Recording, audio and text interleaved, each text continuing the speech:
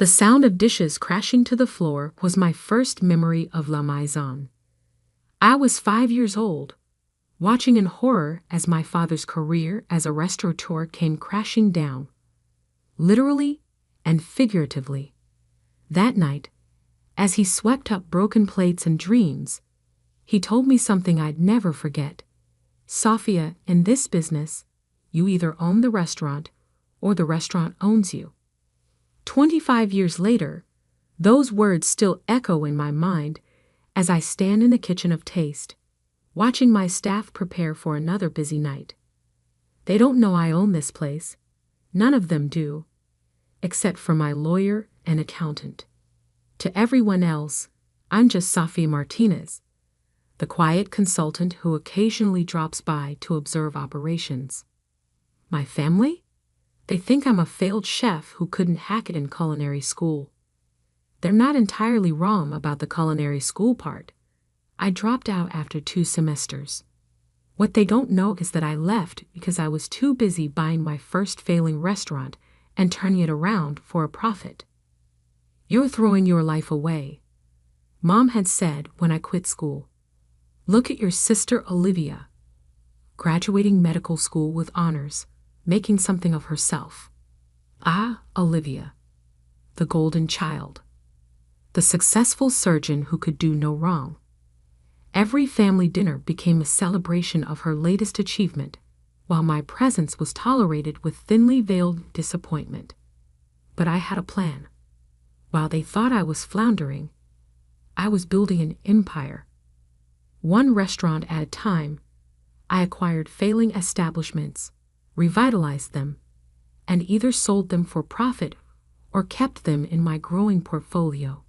I operated through a maze of holding companies and LLCs, keeping my name off any public documents. In the restaurant industry, anonymity was power. Taste was my crown jewel.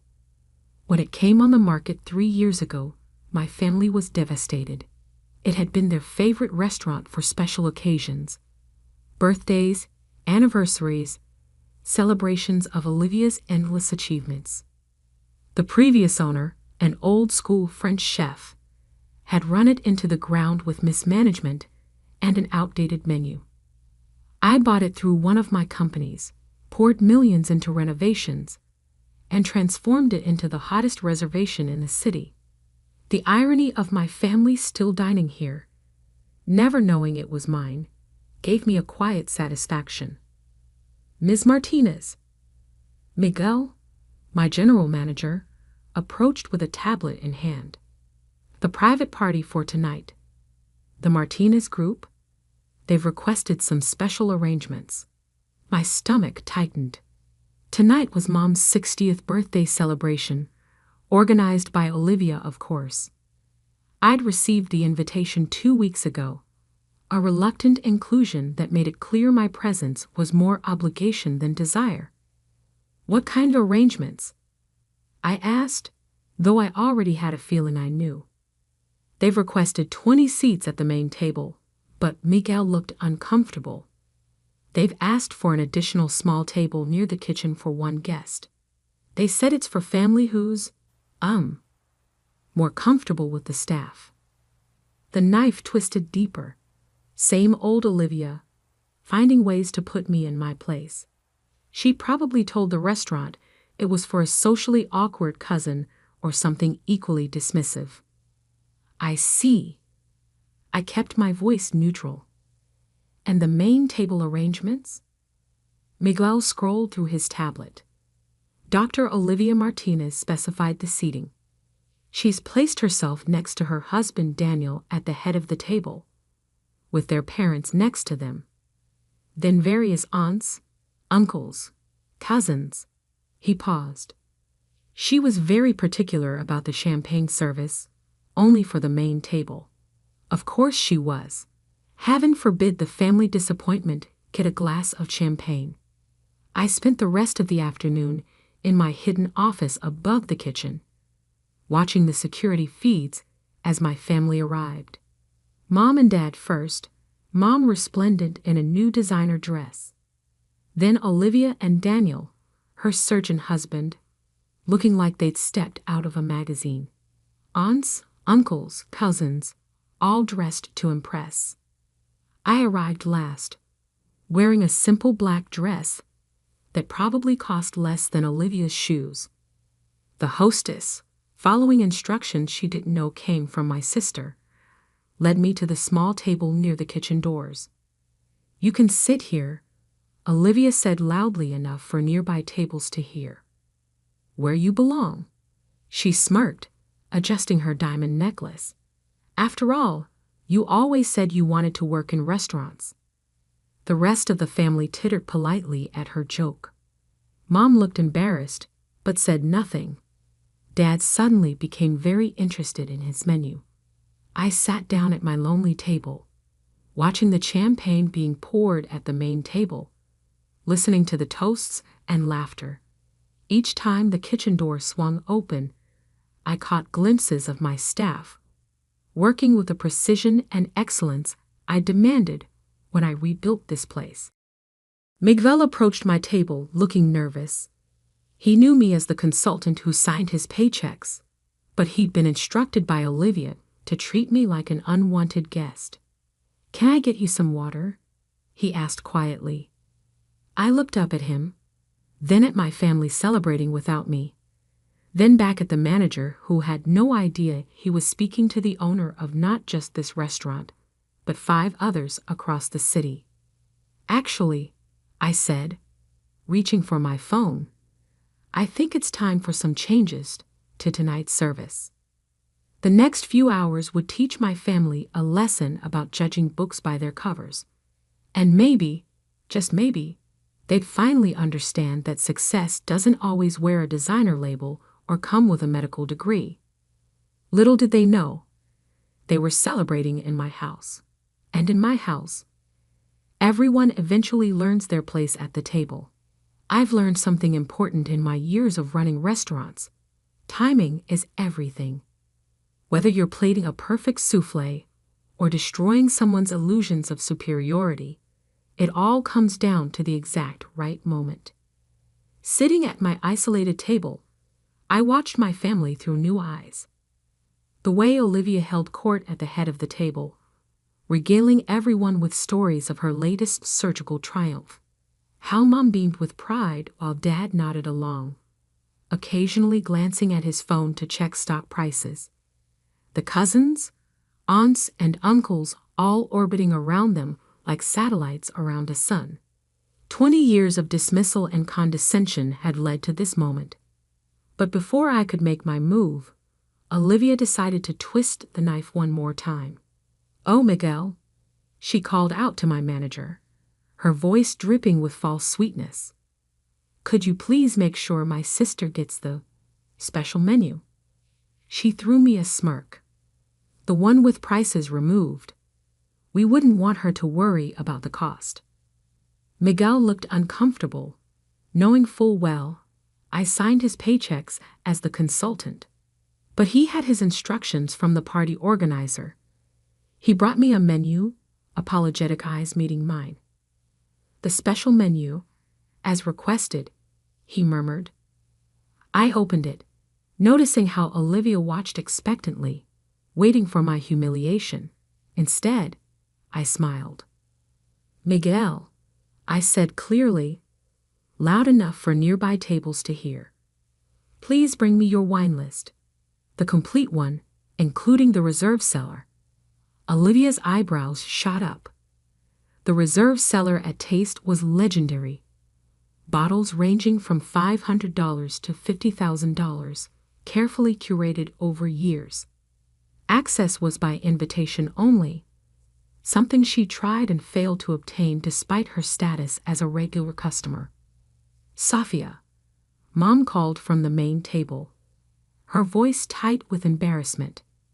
"Don't be difficult. You know you can't afford."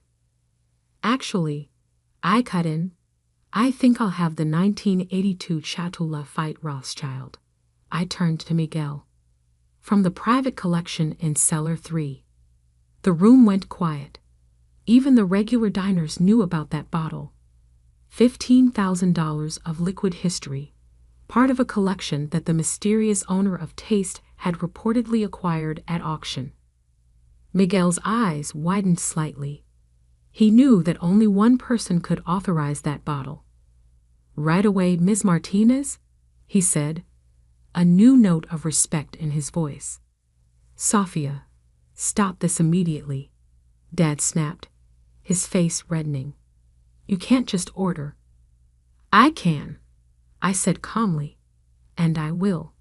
In fact, I stood up, straightening my simple black dress. "Miguel, please open the reserve cellar. I think it's time we shared some of our best bottles with the entire party." Olivia shot up from her seat. "You can't do that. Do you have any idea how much those bottles cost? They'll add it to Mom's bill. And—" "No," I said softly. "They won't." I walked to the center of the room, where all eyes were now on me. 20 years of being the family disappointment, the failed chef, the cautionary tale. It all ended tonight. "You see, Olivia, there won't be any bill tonight. Not for the wine, not for the food, not for anything." I paused, letting the tension build. "Because you can't charge the owner for dining in their own restaurant." The silence that followed was deafening. I could see the wheels turning in Olivia's head, trying to process what I'd just said. Mom's hand flew to her throat, clutching her pearls. Dad's phone slipped from his fingers, clattering onto his plate. "What? What are you talking about?" Olivia managed finally. I smiled, the same smile I'd practiced in boardrooms and business negotiations. "Let me make this very clear. I own Taste. Not just Taste, actually. I own Le Petit Jardin downtown, Marina Bay on the waterfront, Rustico in the financial district, Cloud 9 at the top of the Anderson building, and Bistro 55 in the theater district." Each name landed like a blow. They knew these restaurants, the most exclusive, most successful establishments in the city. Places where they'd celebrated birthdays, anniversaries, Olivia's promotions. Places they'd bragged about getting reservations to, never knowing their failed chef of a relative signed the checks. That's impossible," Mom whispered. "Those restaurants are owned by the Martinez Restaurant Group."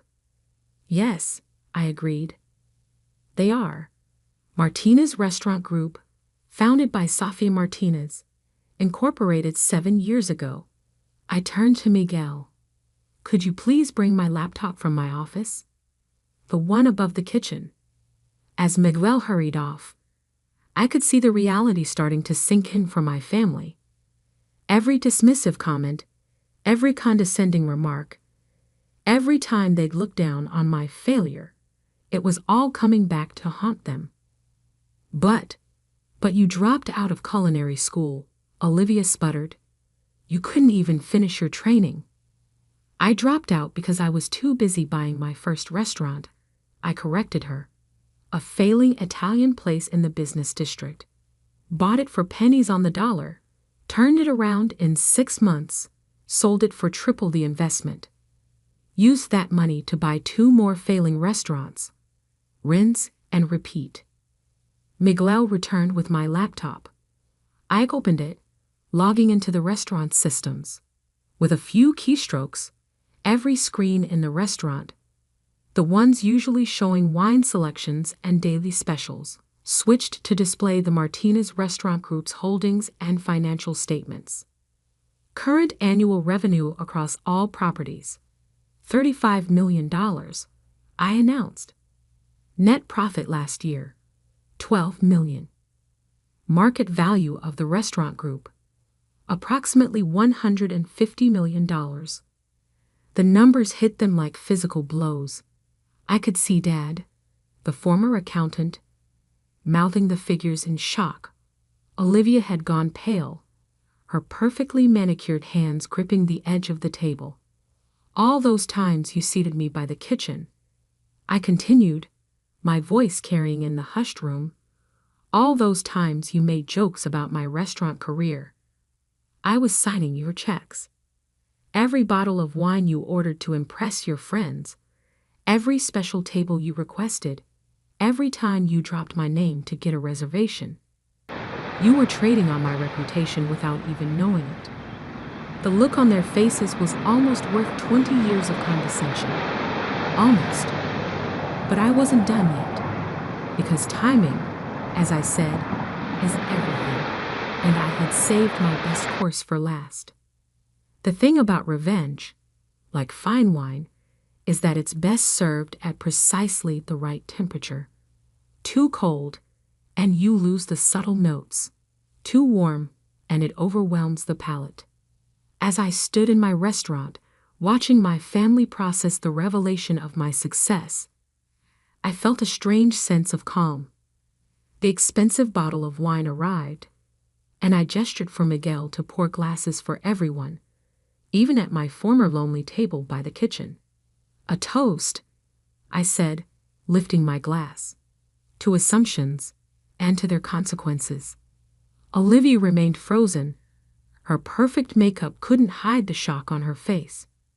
Mom kept opening and closing her mouth, like a fish out of water. Dad, ever the accountant, had pulled out his phone and was frantically Googling the Martinez restaurant group. But why? Mom finally managed. Why didn't you tell us? Tell you? I laughed softly. When would that have been appropriate? During the family dinners where you only talked about Olivia's accomplishments. Or maybe during those lovely holiday gatherings where you introduced me as your daughter who works in restaurants, like it was some kind of terminal illness. We were worried about you, Dad protested weakly, still staring at his phone. We thought you were struggling. No, I corrected him. You wanted me to struggle. You needed me to struggle, because my failure made Olivia's success shine brighter. Olivia finally found her voice. That's not fair. Not fair? I cut her off. Let's talk about fair, dear sister. I pulled out my tablet and pulled up some records. Let's discuss the 12 times you called my office, not knowing it was mine, demanding special treatment at my restaurants, or the time you tried to get my manager fired at Le Petit Jardin because he wouldn't give you a table without a reservation. The color drained from her face. That was, I didn't. Or perhaps, I continued, my voice steel wrapped in silk. We should discuss the review you posted online about Marina Bay last month. The one where you claimed to know the owner personally and threatened to have the chef fired. A gasp went around the table. Olivia had bragged about that review, about how she'd shown that uppity restaurant its place. I didn't know it was yours, she whispered. That's exactly the point. You didn't know, but you acted that way anyway. All of you did. I looked around the table at my assembled family. You treated service workers, restaurant staff, and anyone you thought was beneath you with contempt. And all the while, you were dining in my establishments, enjoying my success, and benefiting from my hard work. I nodded to Miguel, who disappeared into the kitchen. A moment later, he returned with a team of servers, each carrying folders. Inside these folders, I announced, you'll find some interesting documents. Financial records of every meal you've enjoyed in my restaurants, every special favor you've requested, every time you've dropped my name or claimed connections to get what you wanted. The servers distributed the folders. Hands shaking, my relatives opened them. You'll also find, I continued, receipts for every Christmas bonus I've anonymously given to the staff you've berated. Every tip I've added to make up for the ones you've skipped. Every repair bill for the things you've broken during your entitled tantrums. Mom was crying now, mascara running down her cheeks. Dad looked like he'd aged 10 years in 10 minutes. But I wasn't finished. And finally, I said, my voice carrying in the silent restaurant. You'll find lifetime bans from all Martinez Restaurant Group properties. Effective immediately. The explosion was immediate.